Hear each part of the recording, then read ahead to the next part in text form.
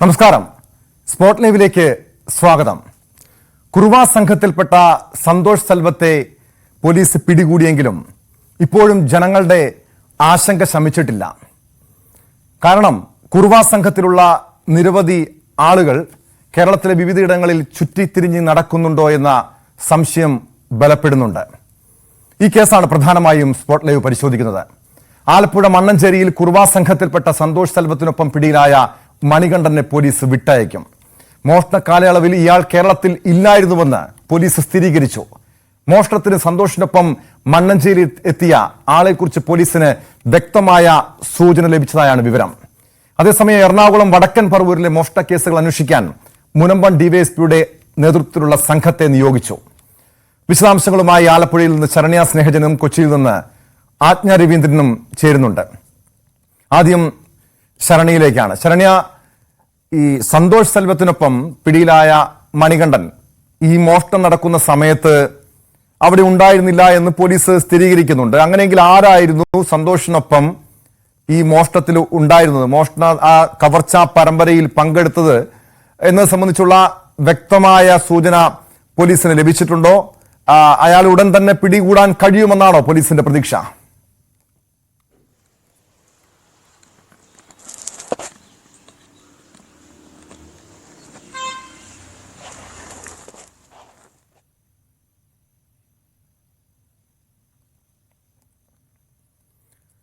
മണികണ്ഠൻ എന്നാൽ സന്തോഷ് സെൽവത്തിനൊപ്പം കവർച്ചയ്ക്കുണ്ടായിരുന്നത് മണികണ്ഠനല്ല. കഴിഞ്ഞ ദിവസം പിടിയിലായ സന്തോഷിനൊപ്പം പിടിയിലായ മണികണ്ഠനല്ല എന്ന വിവരത്തിന്റെ അടിസ്ഥാനത്തിലാണ് പോലീസ് മണികണ്ഠനെ വിട്ടയക്കാൻ ഒരുങ്ങുന്നത്. അങ്ങനെയെങ്കിൽ ആരാണ് സന്തോഷിനൊപ്പം ഉണ്ടായിരുന്നത് അത് കണ്ടെത്തണം. കാരണം അയാൾ പുറത്തിറങ്ങി നടക്കുന്നത് ജനങ്ങളെ സംബന്ധിച്ച് വലിയ ആശങ്കപ്പെടുത്തുന്ന കാര്യമാണ്. സാധാരണ ആലപ്പുഴയിലെയും എറണാകുളത്തെയും ജനങ്ങളുടെ ഉറക്കം കെടുത്തുന്ന ഒരു സംഭവം തന്നെയായിരുന്നു ഈ കുറുവ സംഘത്തിന്റെ കവർച്ചാ പരമ്പരകൾ. ഇപ്പോഴും പറവൂരിലെ സംഘത്തെക്കുറിച്ച് യാതൊരു സൂചനയും ലഭിച്ചിട്ടില്ല. പോലീസ് ഊർജിതമായ അന്വേഷണം ഈ മേഖലകൾ കേന്ദ്രീകരിച്ച് നടത്തുന്നുമുണ്ട്. അതിനിടെയാണ് ഈ പോലീസിന് ചില സൂചനകൾ സന്തോഷിനൊപ്പം ഉണ്ടായിരുന്ന സന്തോഷിന്റെ കൂട്ടുപ്രതിയെക്കുറിച്ചുള്ള സൂചനകൾ ലഭിച്ചത്. ശരണ്യ, ഞാൻ ചോദിച്ചത് ഈ പ്രതി സന്തോഷിന്റെ കൂട്ടാളി ആരാണെന്ന കൃത്യമായ വിവരം പോലീസിന് ലഭിച്ചിട്ടുണ്ടോ? ഇയാൾ ഉടൻ തന്നെ പിടിയിലാകുമോ?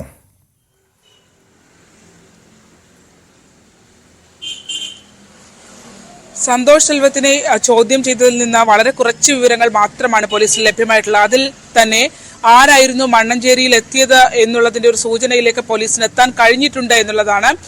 നാളെ സന്തോഷിനായി വീണ്ടും കസ്റ്റഡി അപേക്ഷ നൽകുന്നുണ്ട്. കസ്റ്റഡിയിലേക്ക് ലഭ്യമായതിനു ശേഷമേ കൂടുതൽ വിവരങ്ങളിലേക്ക് പോകാൻ കഴിയൂ. പക്ഷേ ആലപ്പുഴയിൽ മണ്ണഞ്ചേരിയിലും കോമളപുരത്തും അടക്കമുള്ള പ്രദേശങ്ങളിൽ സന്തോഷ് സെൽവത്തിനൊപ്പം എത്തിയത് ആരാണ് എന്നതിനെ സംബന്ധിച്ച് വ്യക്തമായ ഒരു സൂചനയിലേക്ക് അന്വേഷണ സംഘം എത്തിയിട്ടുണ്ട് എന്നുള്ളതാണ്.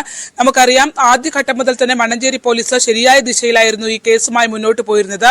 കാരണം പാലയിൽ നിന്നും ജയിൽ മോചിതരായ ആളുകളാണ് ആലപ്പുഴയിൽ എത്തിയിട്ടുള്ളത്, അല്ലെങ്കിൽ ആലപ്പുഴ മണ്ണഞ്ചേരിയിൽ എത്തിയിട്ടുള്ളത് എന്നുള്ളൊരു നിഗമനം തുടക്കം മുതൽ തന്നെ ഉണ്ടായിരുന്നു. ആ രീതിയിൽ തന്നെയാണ് അന്വേഷണം മുന്നോട്ട് പോവുകയും ചെയ്തിരുന്നത്. ഒടുവിൽ അത് ശരിവെച്ചുകൊണ്ടാണ് സന്തോഷ് സെൽവത്തിന്റെ അറസ്റ്റിലേക്ക് മണ്ണഞ്ചേരി പോലീസ് എത്തുകയും ചെയ്തിട്ടുള്ളത്. ആലപ്പുഴ ഡിവൈഎസ്പി നേതൃത്വത്തിലുള്ള സംഘമാണ് ഈ കേസ് അന്വേഷിക്കുന്നത്. അതിൽ തന്നെയാണ് ഇപ്പോൾ സന്തോഷ് സെൽവത്തിന്റെ കൂടെ കഴിഞ്ഞ ദിവസം കുണ്ടന്നൂരിൽ നിന്ന് പിടിച്ച മണികണ്ഠൻ ഈ കേസിൽ ഉൾപ്പെട്ട ആളല്ല എന്നുള്ള ഒരു സ്ഥിരീകരണത്തിലേക്ക് പോലീസ് എത്തി. അങ്ങനെയെങ്കിൽ സന്തോഷിന് കൂടെ ഉണ്ടായിരുന്ന മറ്റൊരാൾ എവിടെ എന്നുള്ള ചോദ്യത്തിലാണ് കൃത്യമായി അത്തരം സൂചനകളിലേക്ക് ഞങ്ങൾ എത്തിയിട്ടുണ്ടായിരുന്ന അന്വേഷണ സംഘം മറുപടി നൽകുന്നത്. അത്തരം നമുക്കറിയാം, പലയിടങ്ങളിൽ പല ഗ്രൂപ്പുകളായി തിരിഞ്ഞായിരുന്നു കുറുവ സംഘം ആലപ്പുഴയിൽ മോഷണം നടത്തിയത്. കോട്ടയത്ത് അവരുടെ സാന്നിധ്യം കണ്ടെത്തി. വടക്കൻ പറവൂരും അത്തരം സാന്നിധ്യം കണ്ടെത്തുകയും ചെയ്തിരുന്നു. അതുകൊണ്ട് തന്നെ പോലീസ് വളരെ കൃത്യതയോട് കൂടി തന്നെ സൂക്ഷ്മമായി തന്നെ കാര്യങ്ങൾ പുറത്തു പോകാതെ, അതായത് ഈ കൂടെ ഉള്ള ആൾ ആരാണ് എന്നുള്ളതിന്റെ വ്യക്തത തങ്ങൾക്ക് വ്യക്തത ഉണ്ട് എന്നവർ പറയുമ്പോഴും അത് ആരാണ് എന്നതിനെ സംബന്ധിച്ച് അവർ പുറത്തേക്ക് പറയാൻ തയ്യാറാകുന്നില്ല. ഉടൻ തന്നെ പിടിയിലാകും എന്നുള്ള വിവരമാണ് അന്വേഷണ സംഘത്തിന്റെ ഭാഗത്തു നിന്ന് നമുക്ക് ലഭ്യമാവുകയും ചെയ്തിട്ടുണ്ട്. എന്നാലും ഈ കഴിഞ്ഞ ദിവസം മണ്ണഞ്ചേരിയിൽ കുണ്ടന്നൂരിൽ നിന്ന് പിടിയിലായ സന്തോഷ് സെൽവത്തിന് കൃത്യമായ, അതായത് ഈ ടീമിന്റെ ഒരു ലീഡർഷിപ്പിലേക്ക് നിൽക്കുന്ന രീതിയിൽ 30ഓളം കേസുകൾ, മോഷണ കേസുകളുള്ള പ്രതിയാണ് സന്തോഷ് എന്നുള്ള വിവരമാണ് നമുക്ക് ലഭിക്കുന്നത്. നാളെ എന്തായാലും മണ്ണഞ്ചേരി പോലീസ് വീണ്ടും കസ്റ്റഡി അപേക്ഷ കോടതിയിൽ സമർപ്പിക്കും. പ്രതിയെ വിട്ടുകിട്ടിയതിനു ശേഷം കൂടുതൽ കാര്യങ്ങൾ അവർക്ക് അറിയേണ്ടതായുണ്ട്. ടോമ 14ഓളം പേർ ഈ സംഘത്തിൽ ഉണ്ട് എന്നുള്ളത്, ആലപ്പുഴയിൽ എത്തിയതിൽ 14ഓളം പേർ ഉണ്ട് എന്നുള്ള സ്ഥിരീകരണം ഇന്നലെ ആലപ്പുഴ ഡിവൈഎസ്പി മധു തന്നെ സ്ഥിരീകരിച്ചിരുന്നു. അതുകൊണ്ട് തന്നെ ഇനിയും ധാരാളം ആളുകളെ കണ്ടെത്തേണ്ടതായുണ്ട്. ഓരോ നിമിഷവും അത്തരം ശരണ്യ അത് തന്നെയാണ്. കാരണം ഈ 14ഓളം പേർ ഈ സന്തോഷ് സെൽവം ഉൾപ്പെടുന്ന കുർവാ സംഘത്തിൽ ഉണ്ട് എങ്കിൽ 13 പേർ ഇപ്പോഴും പുറത്താണ്. അവർ ഈ സന്തോഷിന്റെ അറസ്റ്റിനെ തുടർന്ന് നാട് വിട്ടിരിക്കാനുള്ള സാധ്യതയുണ്ടോ? അങ്ങനെയെങ്കിൽ പോലീസിനെ സംബന്ധിച്ച് അന്വേഷണം അത്ര എളുപ്പമാകുമോ?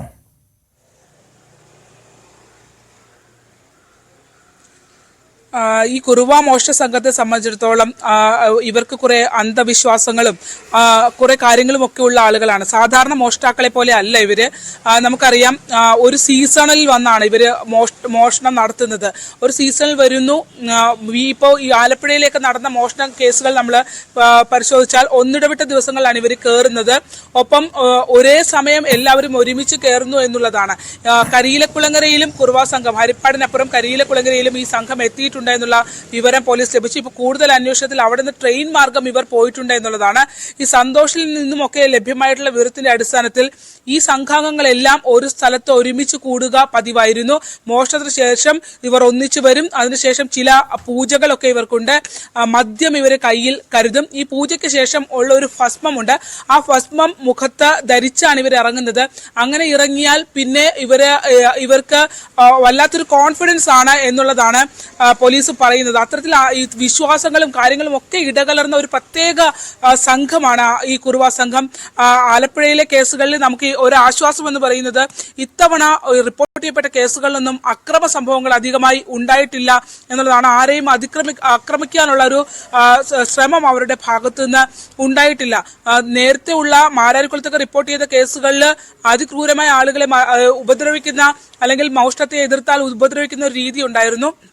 എന്നാൽ അതിൽ നിന്ന് വ്യത്യസ്തമാണ് ഇവിടെ ഇത്തവണ വന്നിരിക്കുന്ന ഈ കേസുകൾ എന്നുള്ളതാണ്. തീർച്ചയായും ശരണ്യ സൂചിപ്പിച്ചതുപോലെ അപകടകാരികളാണ് ഈ കുർവാ സംഘങ്ങൾ. പ്രത്യേകിച്ചും നിലവിൽ പോലീസിന്റെ പിടിയിലായ സന്തോഷ് സെൽവം ഈ കുണ്ടന്നൂർ ഉൾപ്പെടുന്ന സ്ഥലങ്ങളിൽ വലിയ ഭീകരാന്തരീക്ഷം സൃഷ്ടിച്ചിട്ടുള്ള, അവിടുത്തെ ബാറിലൊക്കെ സ്ഥിരമായി പ്രശ്നങ്ങൾ സൃഷ്ടിച്ചിരുന്ന ഒരു വ്യക്തിയായിരുന്നു. പക്ഷേ ആശ്വാസകരമായിട്ടുള്ള കാര്യം അത്തരം അനിഷ്ട സംഭവങ്ങളൊന്നും ഈ മോഷണം നടന്ന സ്ഥലങ്ങളിൽ ഉണ്ടായില്ല എന്നതാണ് ആശ്വാസകരമായിട്ടുള്ള കാര്യം.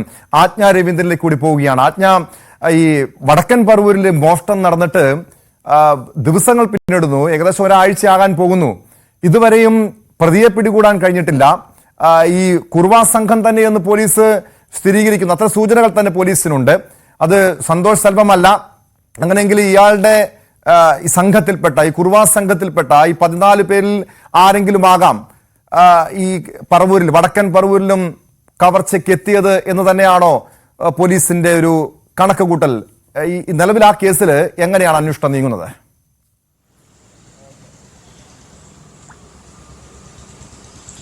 ഇതുവരെയും കുറുവ സംഘാംഗങ്ങളാണ് ഇതിന് പിന്നിലെന്ന് പോലീസിന് സ്ഥിരീകരിക്കാനായില്ല. പ്രദേശം നോർത്ത് പറവൂരിൽ നടത്തിയിട്ടുള്ള മോഷണ ശ്രമങ്ങളൊന്നും കുറുവ സംഘാംഗങ്ങളാണ് എന്ന് സ്ഥിരീകരിക്കാൻ പോലീസിന് ഇതുവരെയും കഴിഞ്ഞിട്ടില്ല. എന്നിരുന്നാൽ പോലും ഇതുമായി ബന്ധപ്പെട്ട് പ്രത്യേക അന്വേഷണ സംഘം രൂപീകരിച്ചിട്ടുണ്ട്. ഡിവൈഎസ്പി എസ് ജയകൃഷ്ണന്റെ നേതൃത്വത്തിലുള്ള പ്രത്യേക അന്വേഷണ സംഘമാണ് കേസ് അന്വേഷിക്കുന്നത്. ഇതുമായി ബന്ധപ്പെട്ട് സമീപ പ്രദേശത്തുള്ള അല്ലെങ്കിൽ ഇത് മോഷണ സ്വഭാവമുള്ള ആളുകളെയൊക്കെ, കവർച്ചാ സംഘങ്ങളെയൊക്കെ നിരീക്ഷിക്കാനും അവരെ കസ്റ്റഡിയിലെടുത്ത് ചോദ്യം ചെയ്യാനുള്ള നീക്കത്തിൽ തന്നെയാണ് പോലീസ്. മാത്രമല്ല, ഡ്രോൺ നിരീക്ഷണത്തിൽ ഈ പ്രദേശത്തിൽ ഡ്രോൺ നിരീക്ഷണവും ക്യാമറ നിരീക്ഷണവും നൈറ്റ് പട്രോളിംഗും ഒക്കെ ശക്തമാക്കിയിട്ടുണ്ട്. ഇതുമായി ബന്ധപ്പെട്ട് അതായത് സംശയം തോന്നുന്ന ആളുകൾ അല്ലെങ്കിൽ മുൻപ് പരിചയമില്ലാത്ത ആളുകളെയൊക്കെ പ്രദേശത്ത് കാണുകയാണെങ്കിൽ അവരെയൊക്കെ കസ്റ്റഡിയിലെടുക്കാനും, സ്ഥിരമായി പരിചയമില്ലാത്ത ആളുകളെ പ്രദേശത്ത് കാണുകയാണെങ്കിലൊക്കെ നിരന്തരം ഈ ആളുകൾ ആ പ്രദേശവുമായി സമ്പർക്കം പുലർത്തുന്നുണ്ടോ എന്ന് ശ്രദ്ധിക്കുകയും അങ്ങനത്തെ ചില കാര്യങ്ങളിലേക്ക് കൂടി പോലീസ് കടന്നിട്ടുണ്ട്. എന്തായാലും പ്രത്യേക അന്വേഷണ സംഘം രൂപീകരിച്ച് ആ അന്വേഷണവുമായി ബന്ധപ്പെട്ട് മുന്നോട്ട് പോവുകയാണ്. അതായത് ഇത് കുറുവ സംഘത്തിന് മുൻകാല ഇടപെടലുകൾ കൂടി ഒരു പഠന വിധേയമാക്കിക്കൊണ്ട് തന്നെയാണ് ശരണ്യ സൂചിപ്പിച്ചതുപോലെ മുൻപ് കുറുവ സംഘങ്ങൾ എന്ന് പറയുമ്പോൾ കൂടുതലും മോഷണം അല്ലെങ്കിൽ വലിയ മുതലുകൾ മോഷണം പോകുന്നതിനേക്കാൾ ആളുകൾ ഭയപ്പെട്ടിരുന്നത് ഇവർ ആക്രമണ സ്വഭാവമുള്ളവരാണ്, അതിതീവ്രമായ ആക്രമണ സ്വഭാവമുള്ളവരാണ് എന്നുള്ളതാണ് അത് വ്യക്തമാക്കുന്നത്. ഇതുമായി ബന്ധപ്പെട്ട നോർത്ത് പറവൂരിലുള്ള ഒരാളോട് സംസാരിച്ചപ്പോൾ നായകളെ വളർത്തിക്കൂടെ എന്നൊരു സജഷൻ ചോദിച്ചപ്പോൾ പുള്ളി പെട്ടെന്ന് പറഞ്ഞ മറുപടി ഇതാണ്: അതുങ്ങളെയും കൊന്ന് അല്ലെങ്കിൽ അതിനെയും കൊന്നിട്ട് അവർ കയറി വരുന്നത് പോലെ ഒരു പക്ഷെ നമുക്ക് അറിയാൻ പറ്റില്ല. അത്തരത്തിൽ അത്രയേറെ ആക്രമണ സ്വഭാവമുള്ള അല്ലെങ്കിൽ ഈ വളർത്തു നായകളെ എങ്ങനെ കൈകാര്യം ചെയ്യാം, അവരെ എങ്ങനെ ഇണക്കാം, ഇത്തരത്തിലുള്ള ട്രെയിനിങ്ങുകളൊക്കെ ഉള്ള ആളുകളാണ് ഈ കുറുവ സംഘാംഗത്തിൽപ്പെട്ടവർ എന്നാണ് വ്യക്തമായിട്ടുള്ളത്. അതുകൊണ്ട് തന്നെ ഇതിൽ ആളുകൾക്ക് ഭീതിയുണ്ട്. കാരണം ഈ മുൻപ് ഉള്ള കുറുവ സംഘങ്ങളുടെ കവർച്ച രീതികളൊക്കെ വെച്ച് നോക്കുമ്പോൾ അങ്ങേയറ്റം ആക്രമണ സ്വഭാവം വിരാഴ്ചവിട്ടിട്ടുണ്ട്. അതിൻ്റെ ആക്രമണത്തിന്റെ ഇരയായ ആളുകൾ നിരവധി പേരുണ്ട്. അത്തരമൊരു സാഹചര്യം കൂടി കണക്കിലെടുത്തുകൊണ്ട് തന്നെയാണ് ഈ സാഹചര്യങ്ങളൊക്കെ കണക്കിലെടുത്തുകൊണ്ട് തന്നെയാണ് കുറുവ സംഘാംഗങ്ങളാണോ എന്നുള്ള കാര്യത്തിൽ, അല്ലെങ്കിൽ അറസ്റ്റ് ചെയ്യപ്പെട്ട ആളാണെങ്കിലും നിരീക്ഷണത്തിലുള്ള ആളാണെങ്കിലും ഇവരൊക്കെ കുറുവ സംഘാംഗങ്ങളാണോ എന്നുള്ള സംശയം, മോഷണ ശ്രമം നടത്തിയത് കുറുവ സംഘാംഗങ്ങളാണോ എന്നുള്ള കാര്യത്തിലുമൊക്കെ സംശയം ജനിപ്പിക്കുന്നത്. അതുകൊണ്ട് തന്നെ കുറുവ സംഘങ്ങളാണ് നോർത്ത് പറവൂരിൽ മോഷണം നടത്തിയത് എന്നുള്ള കാര്യത്തിൽ ഇതുവരെയും പോലീസിനെ തുടരുക. എന്തായാലും ആ രീതിയിൽ ഒരു കൃത്യമായ സൂചന, അല്ലെങ്കിൽ പോലീസ് ഇത് കുറുവ സംഘമാണ് വടക്കൻ പറവൂരിൽ എത്തിയതെന്ന് കൃത്യമായും സ്ഥിരീകരിച്ചിട്ടില്ല. ശരണ്യ സ്നേഹജനിലേക്ക് ഒരിക്കൽ കൂടി പോവുകയാണ്. ശരണ്യ, ഈ വടക്കൻ പറവൂരില് നമ്മൾ കുറുവ സംഘമാണ് എന്ന് സംശയിക്കാനുള്ള കാരണം അവരുടെ ആ നടത്ത രീതി, അവരുടെ ഒരു ഈ മോഷ്ടിക്കാൻ അവരെത്തുന്ന ആ ദൃശ്യങ്ങൾ, CCTV ദൃശ്യങ്ങളിൽ നിന്നൊക്കെയാണ് നമുക്കിത് കുറുവ സംഘമാണോ? കാരണം ആലപ്പുഴയിലെത്തിയ അതേ സംഘത്തിന്റെ ശൈലി തന്നെയായിരുന്നു വടക്കൻ പറവൂരിലെത്തിയ മോഷണ സംഘത്തിന്റെയും രീതി. അതേ രീതിയിൽ തന്നെയാണ് അവർ മോഷ്ടിക്കാൻ എത്തിയത്. അങ്ങനെ എന്തെങ്കിലും സൂചനകൾ ഈ ആലപ്പുഴ പോലീസിന് ലഭിച്ചിട്ടുണ്ടോ? ഇവർ ഏതൊക്കെ മേഖലകൾ തിരിഞ്ഞാണ് മോഷ്ടിക്കാനായി പോയിരിക്കുന്നത്? വടക്കൻ പറവൂരിലെത്തിയ സംഘത്തിന് ഈ സന്തോഷ് സെൽവവുമായി ബന്ധമുണ്ടോ? അതുമായി അത്തരം എന്തെങ്കിലും വിവരങ്ങൾ നിലവില് ആലപ്പുഴ പോലീസിന്റെ ചോദ്യം ചെയ്യൽ, മണ്ണഞ്ചേരി പോലീസ് ചോദ്യം ചെയ്തതിൽ നിന്ന് എന്തെങ്കിലും വിവരങ്ങൾ ലഭ്യമായിട്ടുണ്ടോ?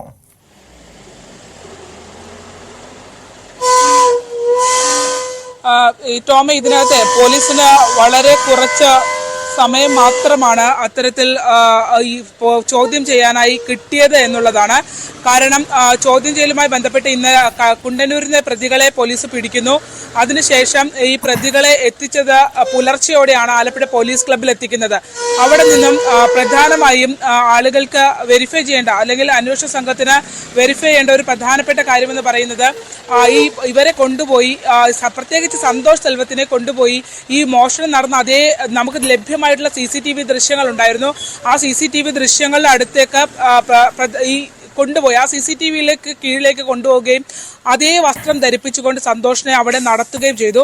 ആ ദൃശ്യത്തിൽ വളരെ കൃത്യമായി ഈ സന്തോഷാണ് എന്ന്, അതായത് അന്നെത്തിയ ആൾ തന്നെയാണ് ഇത് എന്നുള്ളത് സ്ഥിരീകരിക്കാൻ കഴിയുമായിരുന്നു. പ്രത്യേകിച്ച് നെഞ്ചിന് ഇടത് ഭാഗത്ത് ഒരു പച്ച കുത്തിയിട്ടുണ്ടായിരുന്നു. അത് അയാളുടെ ഭാര്യയുടെ പേര് ജ്യോതി എന്നാണ് ഇവിടെ ഇങ്ങനെ പച്ച കുത്തിയിരുന്നത്.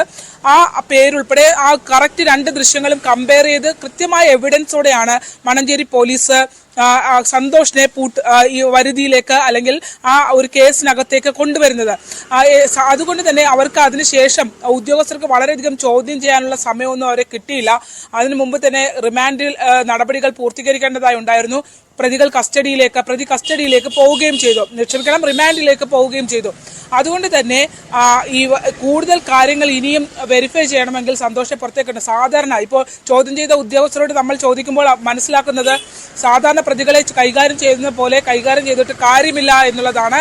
അതായത് പല ചോദ്യങ്ങൾക്കും സന്തോഷ് ഒരു ചിരി മാത്രമാണ് മറുപടി നൽകുന്നത്. അയാൾ വളരെ ട്രെയിൻഡ് ആയിട്ടുള്ള ആളാണെന്നാണ്. 26 വയസ്സ് മാത്രമേ ഉള്ളൂ. 30ഓളം മോഷണ കേസുകൾ പ്രതിയാണ് എന്നുള്ളതാണ് സന്തോഷ് തന്നെ പോലീസിനോട് സ്ഥിരീകരിച്ചത്. മാത്രമല്ല കേരളത്തിനകത്തും കേരളത്തിന് പുറത്തും കേസുകളുണ്ട്. ഈ പറഞ്ഞ ഇവരെ സന്തോഷിന്റെ ഒരു പശ്ചാത്തലം എന്ന് പറയുന്നത് തന്നെ കാഞ്ഞിരപ്പള്ളിയിൽ ഇവര് കുറേക്കാലം 2 വർഷക്കാലം കാഞ്ഞിരപ്പള്ളിയിൽ ഉണ്ടായിരുന്നു. ഇവിടേക്ക്, അതായത് കുട്ടവഞ്ചി തുഴയുന്ന കുണ്ടന്നൂരിലെ പാലത്തിനടിയിൽ താമസിച്ച ആളുകൾക്കിടയിലേക്ക് കൂടെ കൊണ്ടുവന്ന മണികണ്ഠൻ ഇപ്പോൾ മണ്ണഞ്ചേരി പോലീസിന്റെ കയ്യിലുള്ള മണികണ്ഠനൊപ്പം സന്തോഷ് ചേരുന്നത് പോലും 2 മാസങ്ങൾക്ക് മുമ്പാണ്. അതുവരെ പാലായിൽ ഒരു കേസുമായി ബന്ധപ്പെട്ട് ജയിൽവാസമായിരുന്നു. അവിടെ നിന്ന് മോചിതനായ ശേഷമാണ് ഇങ്ങോട്ട് എത്തുന്നത്. ഇന്നലെ നമുക്ക് തമിഴ് നാടോടി സ്ത്രീകൾ ഇവരെ അറസ്റ്റ് ചെയ്തതുമായി ബന്ധപ്പെട്ട് മണ്ണഞ്ചേരി സ്റ്റേഷനിൽ എത്തിയിരുന്നു. അപ്പോഴും ഈ മണികണ്ഠന്റെ കുടുംബം പറയുന്നത് ഇവരെത്തിയിട്ട് ഈ സന്തോഷ് എത്തിയിട്ട് വളരെ കുറച്ച് നാളുകളെ ആയിട്ടുള്ളൂ എന്നുള്ളതാണ്. ആ ഒരു വെരിഫിക്കേഷനിലേക്ക് അല്ലെങ്കിൽ അവർ പറയുന്ന കാര്യങ്ങൾ വിശ്വാസത്തിലെടുക്കാമെന്ന രീതിയിൽ തന്നെയാണ് മണ്ണഞ്ചേരി പോലീസ് പോകുന്നത്. കാരണം ഒക്ടോബർ 23 മുതൽ നവംബർ 14 വരെയുള്ള കാലയളവിൽ മണികണ്ഠൻ ഇവിടെ ഇല്ലായിരുന്നു എന്നുള്ളത് പോലീസ് സ്ഥിരീകരിക്കാൻ കഴിഞ്ഞിട്ടുണ്ട്. അയാൾ തമിഴ്നാട്ടിലായിരുന്നു എന്നുള്ളത് ടവർ ലൊക്കേഷൻ അടക്കം വെച്ചുകൊണ്ട് പോലീസ് സ്ഥിരീകരിച്ചിട്ടുണ്ട്. അതുകൊണ്ടാണ് മണികണ്ഠനെ വിട്ടയക്കാൻ പോകുന്നത്. കാരണം മണികണ്ഠനിലേക്ക് എത്തുന്നതിനുള്ള ഒരു തെളിവും പോലീസിന് കിട്ടിയിട്ടില്ല എന്നുള്ളതാണ്. ഈ സന്തോഷ് സെൽവത്തിനെ ആലപ്പുഴയിൽ ഈ കവർച്ചാ കേസുകൾ അല്ല, മറ്റു കേസുകളിൽ ഈ മണികണ്ഠന് ബന്ധമുണ്ടോ? ഈ മണികണ്ഠന്റെ ഒരു ക്രിമിനൽ പശ്ചാത്തലമുള്ള വ്യക്തിയാണോ മണികണ്ഠൻ? കാരണം ഈ സന്തോഷുമായി ഈ മാസങ്ങൾ നീണ്ടൊരു അടുപ്പമുണ്ട്, ഒന്നിച്ച് താമസിക്കുന്നവരാണ്. സന്തോഷ് ഇങ്ങനെ കവർച്ചയ്ക്ക് പോകുന്ന അല്ലെങ്കിൽ കുർവാ സംഘത്തിൽപ്പെട്ട ആളാണ് എന്നത് സംബന്ധിച്ച് മണികണ്ഠന് യാതൊരു അറിവും ഉണ്ടായിരുന്നില്ലേ?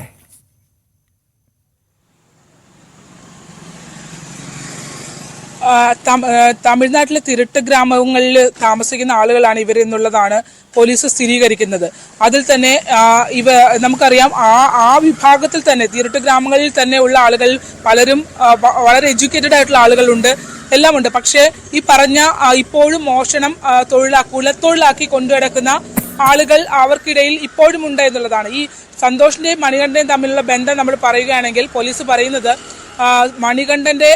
സന്തോഷിന്റെ സഹോദരിയെ വിവാഹം ചെയ്തിരിക്കുന്ന ആളാണ് മണികണ്ഠൻ എന്നുള്ളതാണ്. അതുകൊണ്ട് അങ്ങനെ മണികണ്ഠൻ ഈ തിരുട്ട് ഗ്രാമത്തിന് പുറത്തു നിന്നുള്ള ഒരാളാണ്. പുറത്തു നിന്ന് വന്ന് സന്തോഷിന്റെ സഹോദരിയെ വിവാഹം ചെയ്തതാണ്.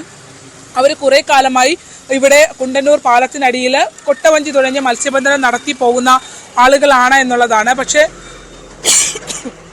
ക്ഷമിക്കണം ടോം, അപ്പോൾ അങ്ങനെ പോകുന്ന ആളുകളാണ് എന്നുള്ളതാണ് അവർ വ്യക്തമാക്കിയിട്ടുള്ളത്.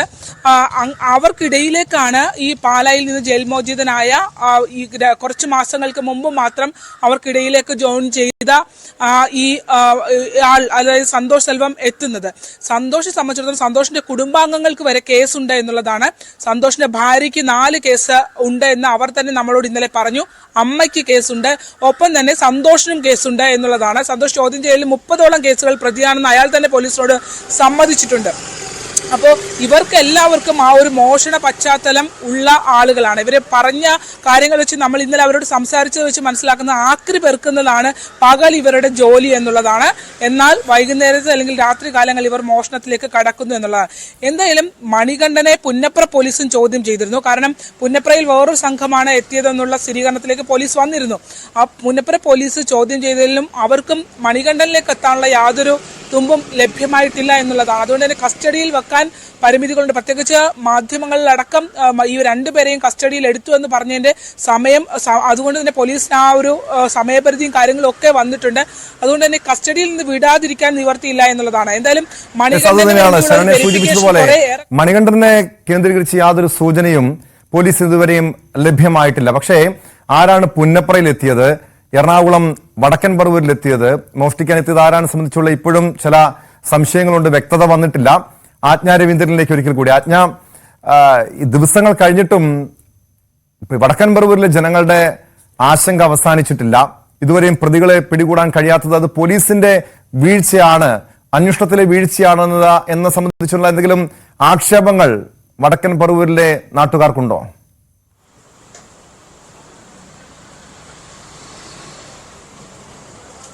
അത്തരത്തിലൊരു കാര്യം, അതായത് അത്തരത്തിലൊരു ആരോപണം ഒക്കെ ശക്തമാണ്. കാരണം ഈ കാര്യവുമായി ബന്ധപ്പെട്ട് കുറുവാ സംഘാംഗങ്ങളുമായി ബന്ധപ്പെട്ടുള്ള സാമ്യത മാത്രമാണ് പോലീസിന് ഇതുവരെ അതുമായി കണ്ടെത്താനായിട്ടുള്ളത്. കുറുവാ സംഘങ്ങളാണോ എന്ന് സ്ഥിരീകരിക്കാനുള്ള ഒരു എവിഡൻസും പോലീസിന് കിട്ടിയിട്ടുമില്ല, അത് സ്ഥിരീകരിക്കാനുമായിട്ടുമില്ല എന്നുള്ള കാര്യത്തിലാണ് വ്യക്തതയുള്ളത്. അതുകൊണ്ട് തന്നെയാണ് ഡിവൈഎസ്പി എസ് ജയകൃഷ്ണന്റെ നേതൃത്വത്തിൽ പ്രത്യേക അന്വേഷണ സംഘം രൂപീകരിച്ച് അന്വേഷണം കൂടുതൽ ശക്തമാക്കുന്ന ഒരു സാഹചര്യത്തിലേക്ക് പോലീസ് കടന്നത്. നൈറ്റ് പട്രോളിംഗും ഉൾപ്പെടെ, അതായത് റെയിൽവേ സ്റ്റേഷൻ, ബസ് സ്റ്റാൻഡ് മുതലായ സ്ഥലങ്ങളിലൊക്കെ, കൂടുതൽ ആളുകൾ കൂടുന്ന സ്ഥലങ്ങളിലൊക്കെ നൈറ്റ് പട്രോളിംഗിന്റെ സാഹചര്യങ്ങളുണ്ട്. അതുപോലെ ഈ മോഷണം